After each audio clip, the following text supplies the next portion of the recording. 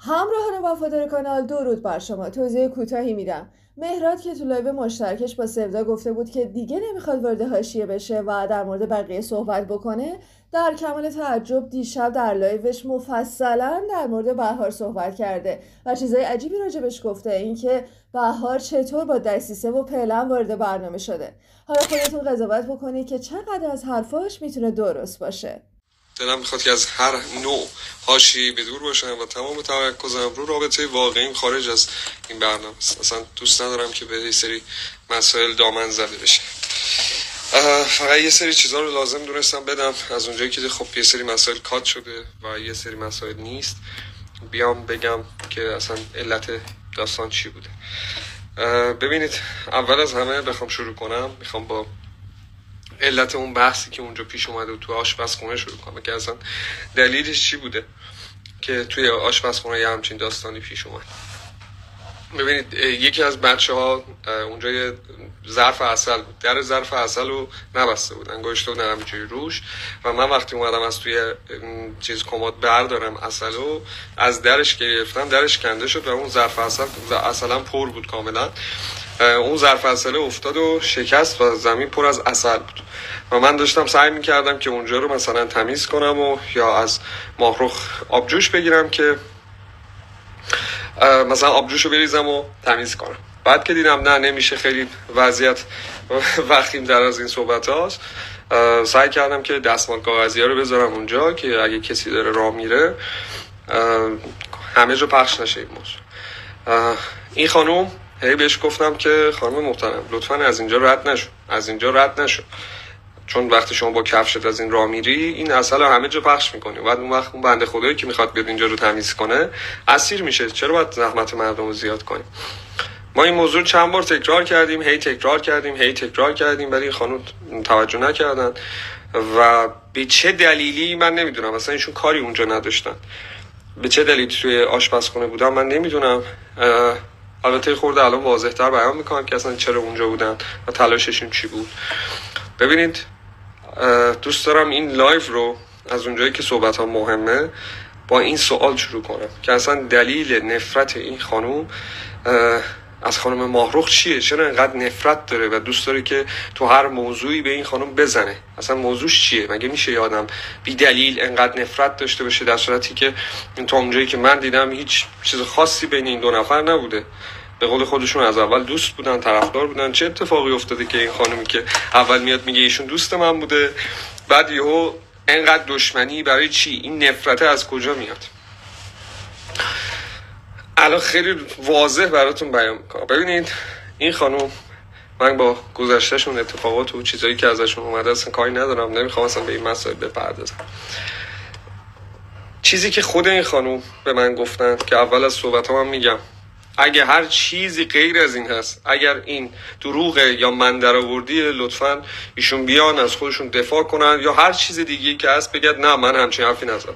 ایشون به من برگشتن گفتن که دوستای من، اینجوری بذار بهتون بگم، ایشون برگشتن گفتن که من نمیخواستم وارد این برنامه بشم، من اصلا قرار نبود وارد همچین برنامه بشم، من این برنامه خیلی چیپ و بی لوله، من اصلا به شخصیتم یه چیز دیگه است، کاراکترم یه چیز دیگه است، من به خاطر دوستام اومدم، به خاطر حرف دوستام. حالا حرف دوستاشون چی بودن؟ ایشون به طبق گفته خودش برگشتن به من گفتن که دوستای من به من گفتن که آقایی هست اونجا به اسم پژمان، که من برگشتم گفتم که اصلا پژمان کیه؟ چون اسم کوچیک دکتر رو نمیدونستم اصلا. برگشت گفتش که دوستای من گفتن یه فردی به اسم پژمان هست، پژمان منتظر توی که بری تو برنامه. یعنی اصلا هماهنگ شده، گفتن که هماهنگ کردیم، آقای پژمان با هیچ کسی کاپل نشده و منتظره که تو بیای تو برنامه. من به خاطر این اومدم تو برنامه. نفرت از اینجا شروع میشه. ایشون متاسفانه برخلاف اون چیزی که انتظار داشت در ثانیه آخر همه چیز تغییر کرد. آقای دکتر اعلام کردن که با خانم ماهرخ کاپل هستن و تمام نقشه های ایشون از طرف خودشون و دوستانشون و حالا پشت پرده‌ای که صحبت نمی کنیم راجبش نقشه براب شدن و ایشون حالت سردرگمی بهشون دست داد و کاملا گیج شدن که خب الان چی کار باید بکنم، من نقشم خراب شده، پلن دیگه ای ندارم و کاملا گیج شده بودن. از اونجایی که خیلی سفت و سخت دکتر برگشت گفتش که نه، من میخوام با ماهرخ باشم. و ایشون رفت پشت صحنه دوباره با دوستاش صحبت کرد، گفتش که آقا قضیه اینه، شما به من گفتید پژمان منتظر من بوده، ولی من الان اومدم دیدم که پژمان با یکی دیگه کاپل شده. گفتن خب اب نداره، شاید مثلا این خیلی جدی نباشه، تو دوباره برو جلو، دوباره از خودت یه نمایی نشون بده، برو بگو که دکتر مثلا تکلیف منو معلوم کن، که این خانم خیلی اصرار داشت که تکلیفش با دکتر معلوم شه. از اونجایی که دید نه دکتر هیچ جوره مثلا حاضر نیست و سفت و سخت چسبیده به ماهرخ، گفتن خب اب نداره، یه کار دیگه کن، یه پلن دیگه بریز. اولا تا جایی که میتونی جلوی دوربین خودتو نمایش بده تا دیده بشی. دومین موضوع، ایشون اگه دقت کنی روند رفتاریش کلا تیکه تیکه تغییر میکنه، یعنی هر چی قسمت میره جلوتر ایشون روند و پلنش تغییر میکنه. چرا تغییر میکنه؟ چون ایشون قوانین بازی رو کاملا میدونست که هفته اول، مثلا من به شخص خودم نمیدونستم، میدونست که هفته اول تحت هیچ شرایطی حذف نمیشه، پس سیو، یعنی هر کاری بکنه خیالش راحته، اگه بخواد کاپل شه نشه یا هر چیز دیگه آشنا بشه یا اکتی از خودش نشون بده، بهش گفتن که تو خیالت راحت، یه هفته اول هر کاری عشقت بکن و سیوی، نگران نباش. از اونجایی که بهش گفتن که آقا چند روز دیگه فینال و این داستانا، ایشون نشست استرس گرفت، گفت خب حالا چیکار کنم، استراتژی چیه؟ گفتن که برو ببین کی از همه تو اون برنامه محبوب تره، بچسب به همون. ایشون چیکار کرد؟ اومد، اولا که ورود من رو نمیدونستن، چون ببینید شما طبق گفته ایشون که برمیگرده میگه که من یه آدمی کلاسیک دوست دارم و میاد یه آدمی رو انتخاب میکنه که این آدمی هیچ ربطی به کلاسیک بودن نداره، یعنی سیاوش هیچ ارتباطی با یک مرد کلاسیک نداره، اصلا تیپ این بچه اسپورت، اصلا توی فاز اسپورت، اصلا هیچ ارتباطی با چیزای کلاسیک نداره. پس همینجا ایشون خودش داره نقض میکنه. یعنی چی؟ یعنی اومده همون حرفی که از روز اول برگشته گفته آقا من یه آدم کلاسیکی دوست دارم فلان این داستانا، اون بر پایه اون پلنی بود که رو دکتر بسته بود. حالا چی شد این وسط؟ اومدن بهش گفتن که آقا بچسب به اون آدمی که محبوبه. رفت نشستید، هر جا که میشینه حرف میزنن، حرف از اینه که ما سیاوش رو دوست داریم و تا الان تو این همه فینال حذف نشده، از این به بعد هم ما نمیذاریم حذف بشه، همه جوره هواشو داریم. گفت آها، پس من میچسبم به سیاوش که ریسک حذف شدنمو به صفر برسونم، چون من بغل این آدم حذف نمیشم. حالا داستان بعدی چی بود؟ گفتن خب جاپاتو که صفر کردی شروع کن تا میتونی از خودت اکت و نمایش نشون بده. یهو ایشون 180 درجه تغییر کرد که من اصلا از این رفتار تعجب کردم. به عنوان آدمی که تازه اومده نشستم نگاه کردم، این آدمه، چون من دیده اولی هم خیلی خوب بود دیگه، من خیلی مثبت بودم، گفتم اوه چه آدمی با شخصیتی، چه مثلا رفتار قشنگی، من خیلی پسندیدم در نگاه اول. و بعد یهو دیدم که این آدمه هر 24 ساعت کلا داره یه آدم دیگه میشه، که من تو برنامه گفتم آقا جریان چی اصلا، این آدمه یهو تغییر میکنه، یهو به خودش گفتم بابا داستان چیه، تو یهو اینجوری شدی، صداتو میندازی، اینجوری میکنی، چاک لباس تو با میکنی و تمام حرکات نمایشی. حالا هدف چیه؟ طبق چیزی که بهش گفت، ببین هر سری که باش صحبت میکردن ایشون میومد پایین یه نمایش جدیدی رو اجرا میکرد. قضیه انتخاب ایشون این بود که برگشت گفتش که من با سیاوش ادامه میدم و این داستان.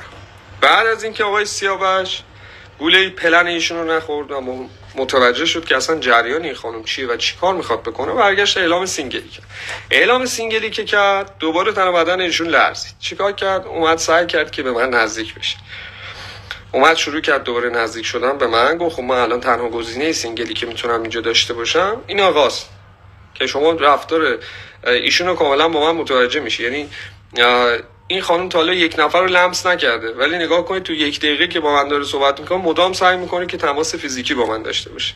خب اینو من دیگه توضیح نمیدم، چون همه عاقل هم متوجه میشن که تمام این کارا فقط به خاطر اثرگذاری روی یک مرد. ولی من از اون آدمایی نبودم که بخوام وارد بازی بشم که خانومی با این کاراکتر بخواد برای من ایجاد کنه. موضوع بعدی که پیش اومد، ایشون با این برنامه ها سعی کرد که کار خودش رو درست کنه، کار خودش رو جمع کنه، ولی دید اوضاع خیلی خیته. قبل ترش گفتش که بذار سر در بیارم که اینجا کی با کیه، چه تیمیه، که بتونم برم تو اون تیمی که بیشتر هستن. به قول خودشون با طرز فکرشون دنبال این بودن که برن وارد جایی بشن که پاشون محکم‌تره. پس ایشون اصلا دنبال حذف شدن نبود، ایشون داشت تمام دست و پاشو میزد که مثلا هر کاری کنه که ریسک حذف شدنشو به حداقل ترین حالت ممکن برسونه. حالا اونایی که اومدن راجع به من پیش داوری کردن در قسمت‌های قبلی الان کاملا متوجه شدن. من دنبال ایشون نبودم که بخوام چیزی کنم. من همونجا تو برنامه‌ام گفتم من آدمی که تک میفته و تنها رو دوست ندارم ضعیف کشی بشه براش. من ساعت‌ها به ایشون حرف زدم، خارج برنامه، داخل برنامه. گفتم خانم بهار داری اشتباه میری راهو. اگه هر کسی داره بهت هر خطی میده بدون داری اشتباه میری و داری شخصیت خودتو خراب میکنی. چون بر این باور بودم که هنوز ایشون واقعا آدم با شخصیتیه و داره مسیر اشتباهی رو میره و من تمام سعیم رو کردم که ایشون تحت تاثیر مثلا حمله دیگران قرار نگیره. یه محیط صمیمی ایجاد کردم، ایشون رو دعوت کردم به این که آقا ببین این رفتار تو بعداً بد جلوه داده میشه، نمایشش بد میشه، این به ضرر خودته. که اونجا سیاوش رو ما داشتیم صحبت میکردیم، برگشت گفت دور بهاری. گفتم نه، من دارم سعی میکنم که به این آدم بفهمونم آقا خط و مشقت راهت اشتباهه، به هر دلیلی که حالا هست، به خودت ربط داره، به هیچ کس هم ربطی نداره. من با سیاست بچه‌ها تو برنامه کاری ندارم. یه سری آدما با سیاستن اهدافشون رو پیش میبرن، اصلا ربطی نداره. آقا هر کی ببخشید میگه نه این سیاست وارد بازیش نشو عزیز من، ارزشو داره، میتونه سیاست میکنه، اصلا به من شما چه ربطی داره. اونی که عاقله خودش تو بازی نره، تموم شد رفت. کاری با دیگران من ندارم. جلوتر کاملا همه چیز رو متوجه میشه. خیلی کلیشه‌ای شده این جمله جلوتر، ولی خیالتون راحت، همه چیز رو میبینید. تا اینجا که خیلی چیزا رو متوجه شدید که من حرفی رو نمیزنم، یا اگه بزنم با اسناد و مدارک.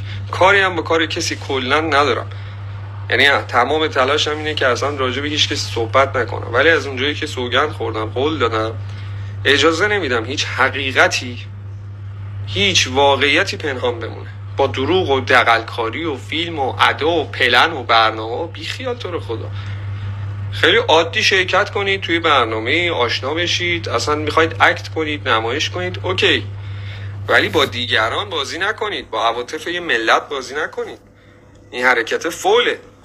بعد مردم میبینن شما خودتون میگی من یه شخصیت خیلی خفنی هم، خیلی خوبی هم، خودتو شایسته اعلام میکنی، بعد خودت میای با یه خانوم دیگه که اصلا هیچ کاری با تو نداره دنبال انگوش کردن و داد.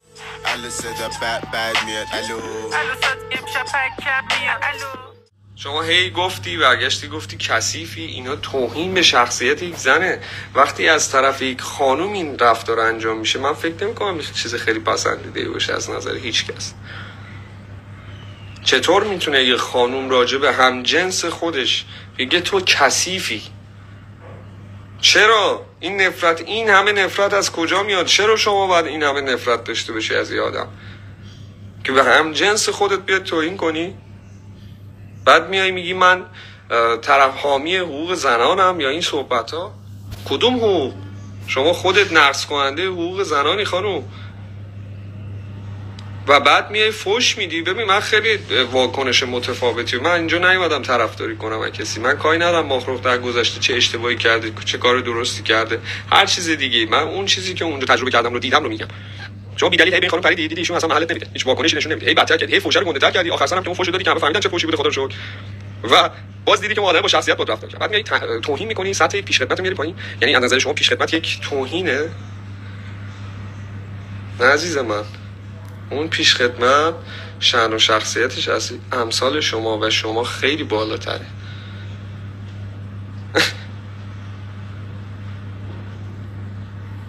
خیلی بد خودتون نشون دادید. من خیلی ناراحتم برای این دسته افرادی که به هیچ چیزی فکر نمی‌کنن و به قول خودشون مکرر تکرار میکنن که هیچ چیزی برای از دست دادن ندارن. چون اگه یه انسان ببینید رفتار غلط از خود من نقد میشه، برمیگردم میگن که آقای مهراد اینجا کار تمسخر بوده، اینجا نباید تمسخر میکردی. میپذیرم. مگه من عاریت؟ من رو نگاه میکنم و از من سوال میپرسم. من نه بیکارم، نه وقتم از سر راه آوردم. وقتی هر روز توی دایرکت من پر از پیامی که بیا صحبت کن، بیا نظر بده، همین الان آقا اصلا دلیل اتفاق اون تو آشپزخونه چی بوده، چی شده که همچین داستانی پیش اومده. چون وقتی تیکه تیکه کات میشه شما متوجه نمیشید که اصلا چی شده، کی برای چی فحش داده. این از موضوع آشپزخونه رو ببندیم. و موضوع اونم اشاره کردم که قضیه این که من اگه آدمی بودم که بخوام ضعیف کشی کنم و یا به قول شما وارد تیمی بشم و با کسی بخوام دامنی بزنم به حواشی، نمیرفتم با این خانم براشون یک فضای صمیمانه ایجاد کنم که ایشون یه خورده احساس راحتی کنه، سعی کنم ایشون رو آروم کنم، سعی کنم بهشون بگم که آقا شاید یه وقتایی ما خودمون رو بعد بیرون ببینیم. مثلا شما به من میگی مهراد اینجا رفتارت قشنگ نبوده، اینجا رفتارت اشتباه بوده و از بیرون اینجوری دیده میشه. شما میگی تصویر منو نشون میدی، من تصویر خودم رو نگاه میکنم میگم راست میگی، این رفتار اشتباه بود. کاری که من سعی داشتم که این کارو بکنم این بوده. پلن اول دکتر بود، طبق چیزی که دوستاش بهش گفته بودن که آره یه شخصی هست به اسم پیجما، ما باش اوکی کردیم، اصلا منتظر توه. که من اصلا با دکتر صحبت کردم، گفت اصلا همچین داستانی نبوده، من اینا رو نمیشناسم.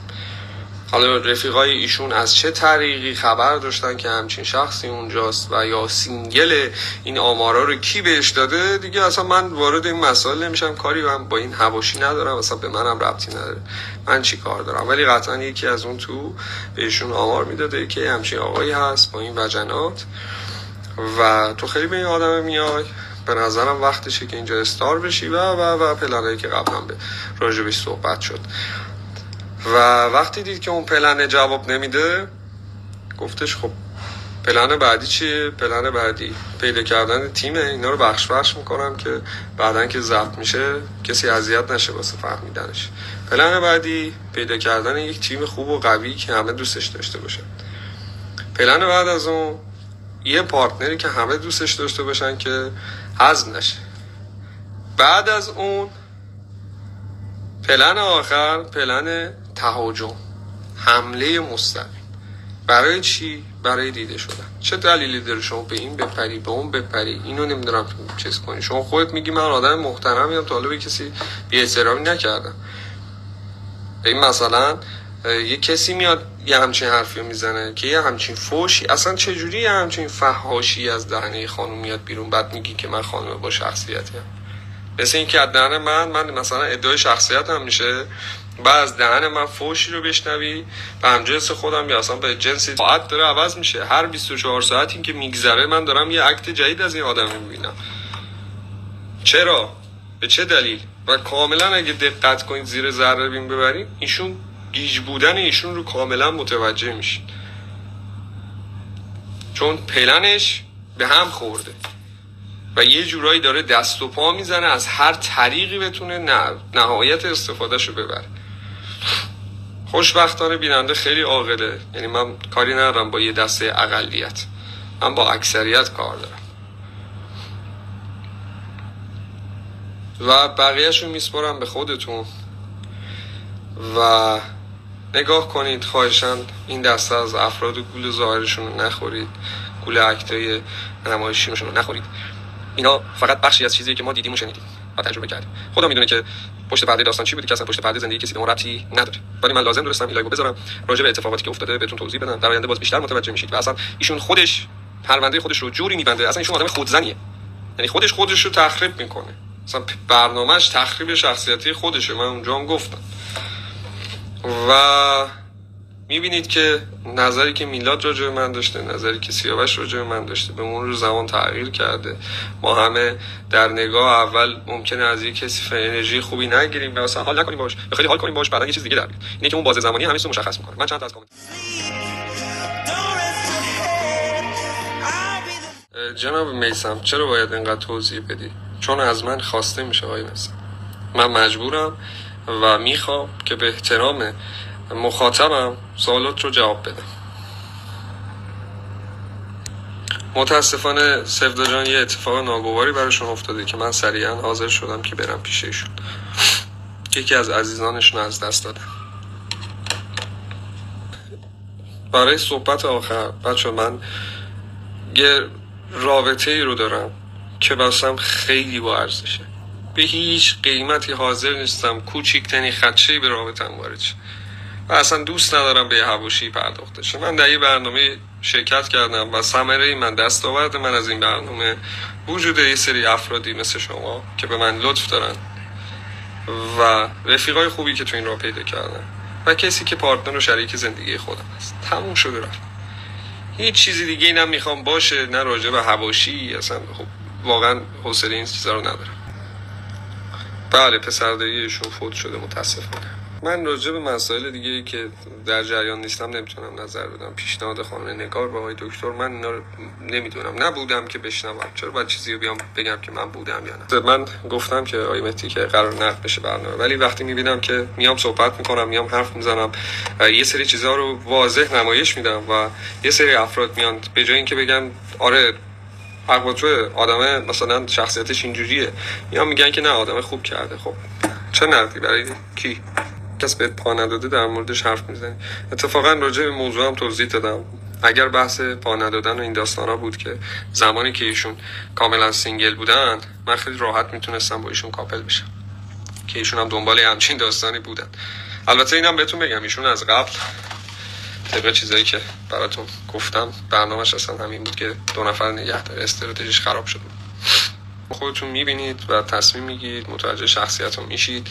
اصلا نیازی نیست به خیلی چیزا. من سعی میکنم اون چیزی که دیده نمیشه رو فقط بهتون بگم. که خیلی هم پرسیده بودن که آقا قضیه این آشپزخونه چی بوده، قضیه صحبت‌های دیگه چی بوده، ولی خیلی مشخصه. من همه جا دارم راجع به این صحبت میکنم که آقا اینجوریه، نگاه کن، اینجوری میشه. و آدم اینطوریه که میگه بشه. من کامنت های منفی رو پاک نمی کنم، ولی کامنت هایی که توش فحاشی باشه یه سری افراد هستن که توسط افراد دیگه وارد میشن، ما متوجه میشیم از کجا میاد. من اصلا مشکل با کامنت منفی ندارم. مگه میشه من شخصیتم کلا مثبت 100 باشم، هیچ چیز منفی نداشته باشم؟ نمیشه همچین چیزی. اما نظر ظاهری ممکن چیزای منفی داشته باشم، من نظر رفتاری ممکن چیزای منفی داشته باشم. مهم اینه که آدم در مسیر خوبی باشه. من هدفم دفاع از کسی نیست. تو رو خدا اینو حواستون باشه. من نمیام بگم ماهرخ درسته، ماهرخ داره. من اون چیزی که در اون لحظه میبینم، من اصلا نظر شخصی رو بگم، من چیزی که فکر میکنم ماهرخ میاد 4 تا فوش میده یا یه چیزی میکوبه تو سرشون، اصلا دعوای بدی میشه. ولی این برای من قشنگه که یه خانومی جلوی دوربین بهش فحاشی شده و هیچ حرفی نمیزنه. برای من قشنگه. بررسی کنید ببینید فن چه کسی فحاشی میکنه. فن کسی که فحاشی میکنه شخصیت اون فردی رو نشون میده که فنشه. من خواستم از تمامی کسایی که کنار من به من ارادت دارن، من بهشون ارادت دارم و من دوست دارن، لطف دارن به من، مدام میگم که آقا جان حتی اگه کسی برای من فحش مینویسه لطفا با فحاشی جواب ندید. شما وقتی که چیزی رو با فحاشی جواب میدی یعنی که شما یکی هستید لنگه اون.